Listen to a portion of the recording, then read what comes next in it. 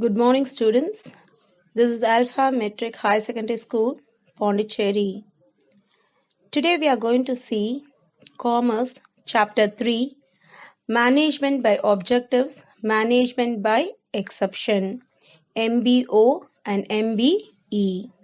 So in this lesson, you'll be learning about the meaning and definition of MBO and MBE, the concept of management by objectives, the concept of management by exception. Meaning of MBO. What is the meaning of MBO? Management by objectives is a management system in which each member of the organization effectively participates and involves himself. This system gives full scope to the individual strength and responsibility. MBO harmonizes the goal of an individual with the organization's goal. It creates self-control and motivates the manager into action before somebody tells him to do something. So in this system, if you see, both the superior as well as the subordinates in the organization takes part effectively. This system focuses on the strength and responsibility of each individual. And also, it brings an unity between the individual goal and organizational goal. Objectives of MBO. First, to measure and judge performance. That is, to measure the performance of the employees. Next, to relate individual performance to organizational goal. So, making a relation between the performance of the individual to the goals of the organization. To clarify both the job to be done and the expectation of accomplishment. That is, to clarify both, that is, the work to be done and the expectation, that is, what achievement has to be made by the organization. To foster the increasing competence and growth of the subordinates. That is, to encourage the employees or the subordinates to do the work in a very efficient and successful way. To enhance communications between supervisors and subordinates. That is, the superiors and the subordinates. That is, a increasing communication, a good communication between the superiors as well as the subordinates. To serve as a base for judgments about salary and promotion. So this provides a base for fixing the salary and promotion of the workers. To stimulate the subordinates' motivation. That is, to encourage, to create interest, that is, to provide motivation to the subordinates. To serve as a device for organizational control and integration. So it serves as a tool for controlling the organization and also bringing integration in the organization. The next topic is features of MBO.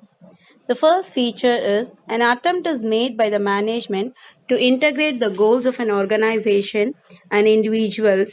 This will lead to effective management. So MBO tries to integrate the organization goal with the individual goals, which will lead to effective management and efficient management. The next feature is MBO tries to combine the long-run goals of organization with short-run goals. For example, long-run goals of a company or of an organization or is increasing the sales of the products or recognition of brand of a company. These things takes a long period. So short-term goals, if you see, it can be achieved within a year. So this MBO, it tries to combine the long-run goals of the organization with the short-run goals. The next feature, management tries to relate the organization goals with society goals.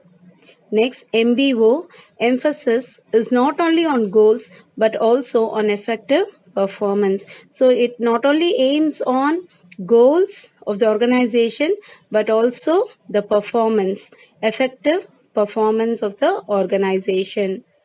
Next, it pays constant attention to refining, modifying, and improving the goals and changing the approaches to achieve the goals on the basis of experience. So, this MBO, it gives attention to improve the goals or to make changes in the goals according to the changing environment and also in the approaches, that is the ways and means to achieve these goals on the basis of experience. Next, it increases the organizational capability of achieving goals at all levels. A high degree of motivation and satisfaction is available to employees through MBO. So, MBO gives satisfaction as well as it creates motivation among the employees. Next, recognition the participants of employees in goal setting process. So it also gives an opportunity for the employees to take part in the goal setting process. Next, aims at replacing the exercise of authority with consultation. So it replaces the exercise of authority, that is, it brings a relationship between the superior and his subordinates. So here subordinates also take part in the discussion. Next, encourages a climate of trust, goodwill, and a will to perform. So it creates a trust, goodwill among the employees and also creates the willingness to do the work. The next topic we are going to see is process of MBO. The MBO process is characterized by the balance of objectives of the organization and individual. That is, it brings a balance between the organizational objectives and individual objectives. So we'll see what are the process of MBO. Defining organizational objectives, goals of each section, fixing key result areas, setting subordinate objectives or targets, matching resources with objectives, periodical review meetings, appraisal of activities, reappraisal of objectives. First, defining organizational objectives. So in an organization, the top level executives, they frame the organizational objectives. So the organizational objectives tells why the business is started, what is the long-term objectives, short-term objectives, and what are the ways and means to achieve the long-term objectives. Next, goals of each section. Objectives for each section department are framed. So period within which these objectives should be achieved is also fixed.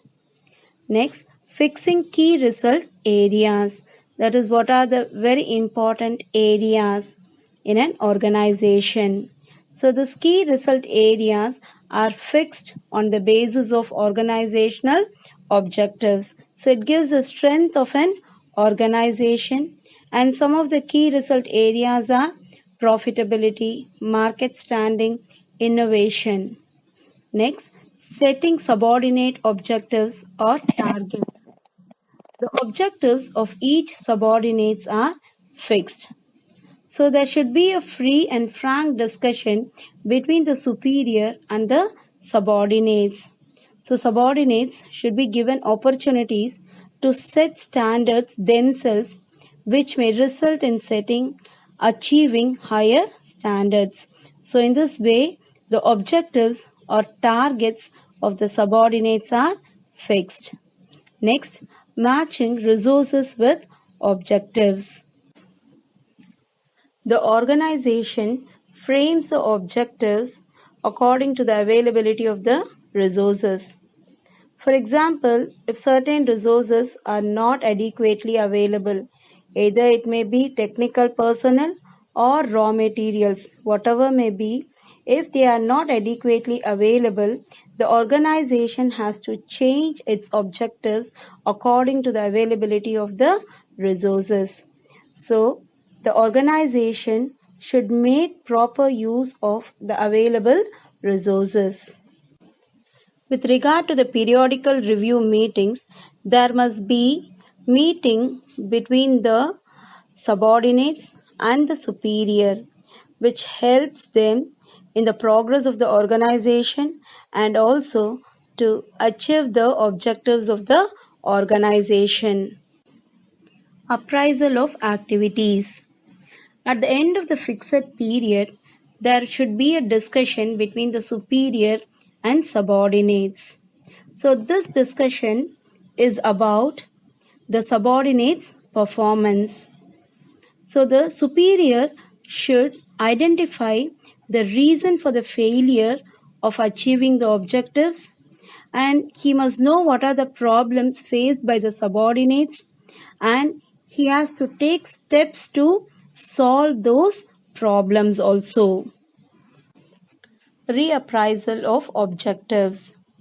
An organization is a part of the dynamic world. There are a lot of changes in this business world.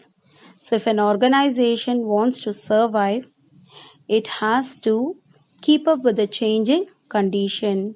So, the top level management, the top level executive should review the organization's objectives.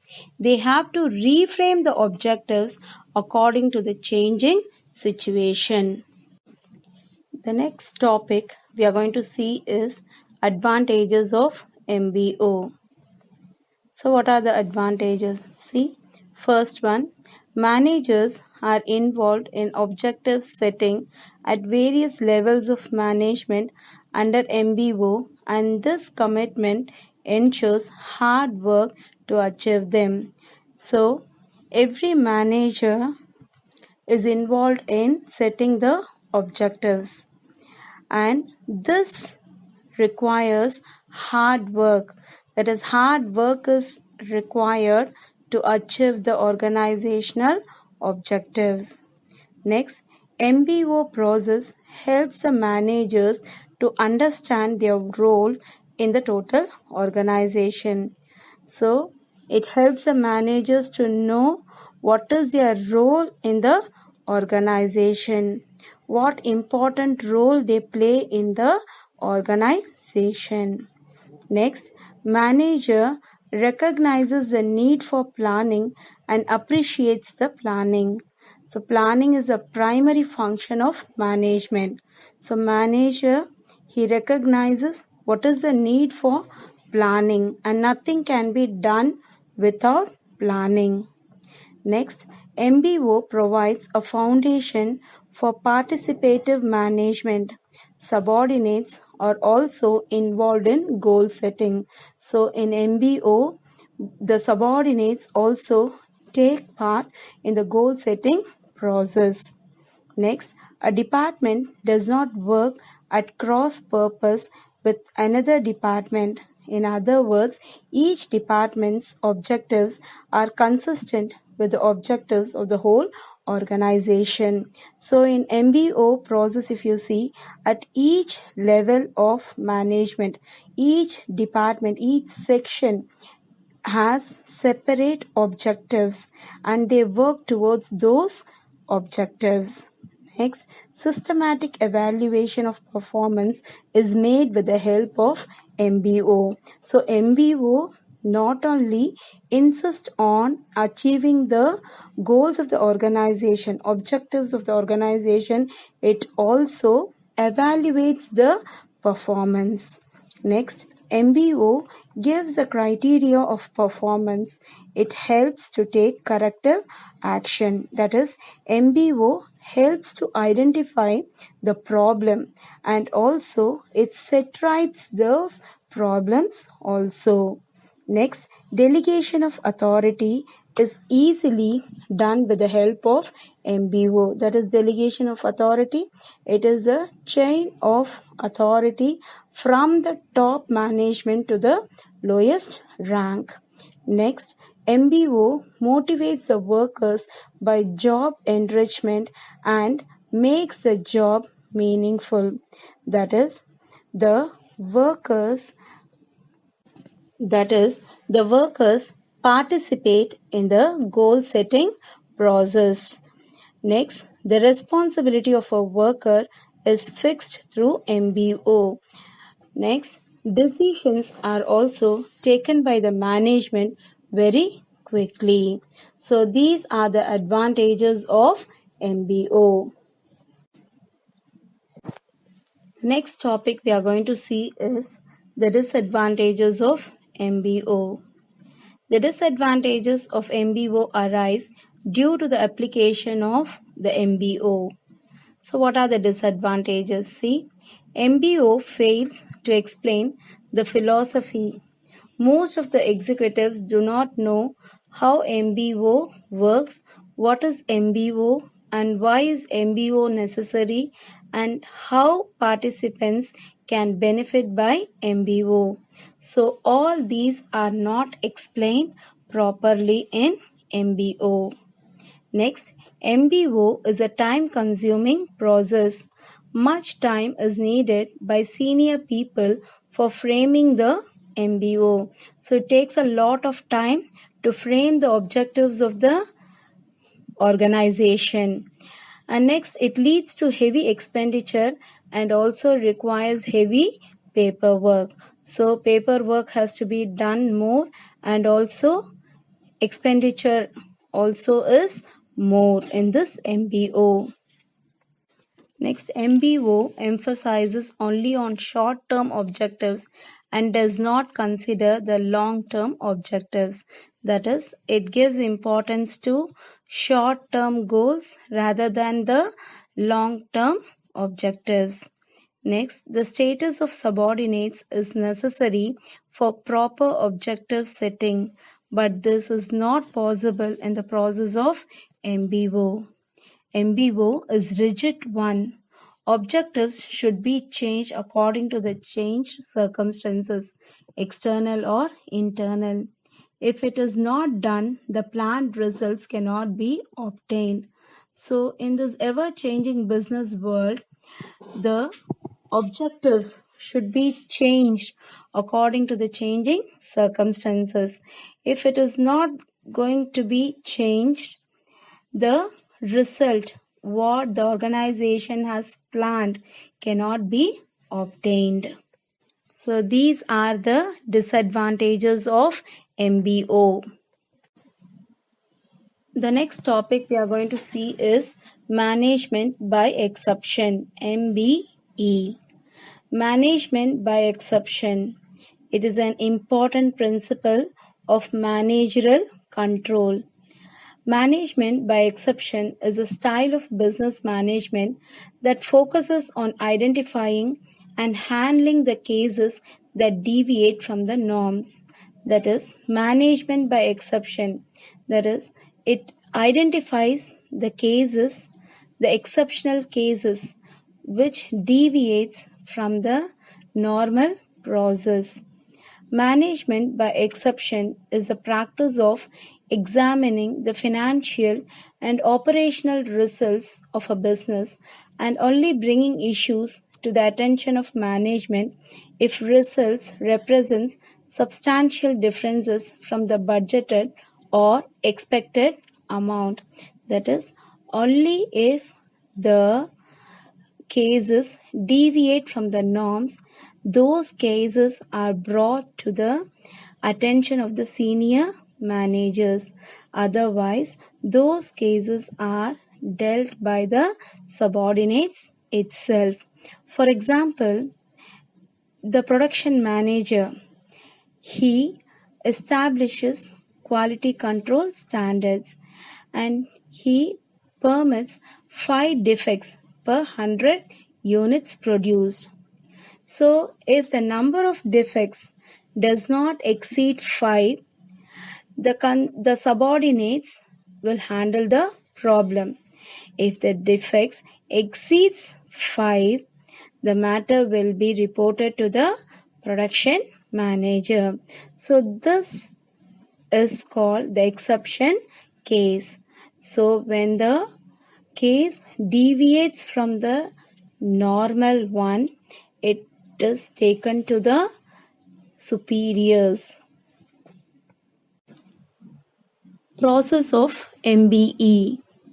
Primarily, it is necessary to set objectives or norms with predictable or estimated results.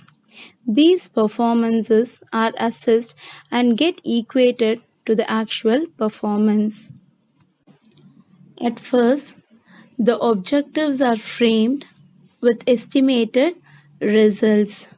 Then, the performance are assessed and these performances are equated with the actual performance. Next, the deviation gets analyzed. With an insignificant or no deviation, no action is required and senior managers can concentrate on other matters. So the deviation gets analyzed. They analyze whether there is any deviation. If there is no deviation, no action is taken and senior managers, they can concentrate on their matters, other important matters. If the actual performance deviates significantly, the issue needs to be passed to the senior managers as an exception has occurred. Finally, the aim is to solve this exception immediately. That is, if there is any deviation, this issue has to be reported to the senior managers that there is an exception. So the final aim of this is to solve the exception immediately. Advantages of MBE. The next topic we are going to see is advantages of MBE. Management by exception provides the following benefits. It saves the time of managers because they deal only with exceptional matters. Routine problems are left to the subordinates. So the managers, they look into the important matters and other problems are left to the subordinates. It focuses managerial attention on major problems. As a result, there is a better utilization of managerial talents and energy. As I told you already, the MBE, the management by exception, it looks into the exceptional matters, major problems. So as a result, what happens is the manager's talents, energy, skills are properly utilized. It facilitates delegation of authority. Top management concentrates on strategic decisions and operational decisions are left to the lower levels. That is, the top management, it concentrates on important decisions, strategic decisions, and the lower level, the subordinates, they look into the operational decisions. So here this leads to motivation and development of subordinates. Next, it is a technique of separating important information from unimportant one. So here the managers, they review the past history and also study the related business data for identifying deviations, and they can use the knowledge of trends, history, and available business data.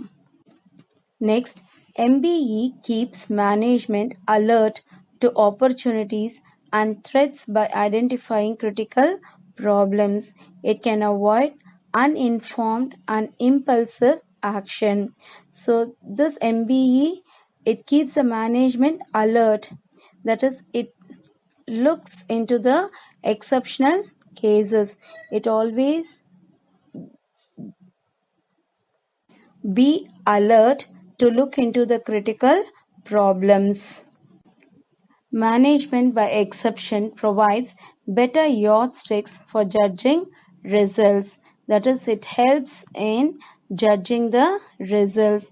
It is also helpful in objective performance appraisal. The last topic is disadvantages of MBE. The main disadvantage of MBE is only managers have the power over really important decisions, which can be demotivating for employees at a lower level. So in MBE, the important decisions are taken by the managers, and the subordinates, because of this, they get demotivated. Next, it takes time to pass the issues to managers. So the deviations are reported to the managers, has to be reported to the managers, but it takes more time. Managing employees who deviate from the normal procedures because of compliance failures are considered difficult to manage and typically find themselves with limited job duties and ultimately dismissed or terminated. So the employees who find it difficult to manage, they are ultimately dismissed or they are terminated from the job. With this lesson comes to an end. Just we'll recall what we have learned in this lesson. So we have learned what is meant by MBO, what are all the objectives, features and process of MBO, and next what are the advantages and disadvantages of MBO.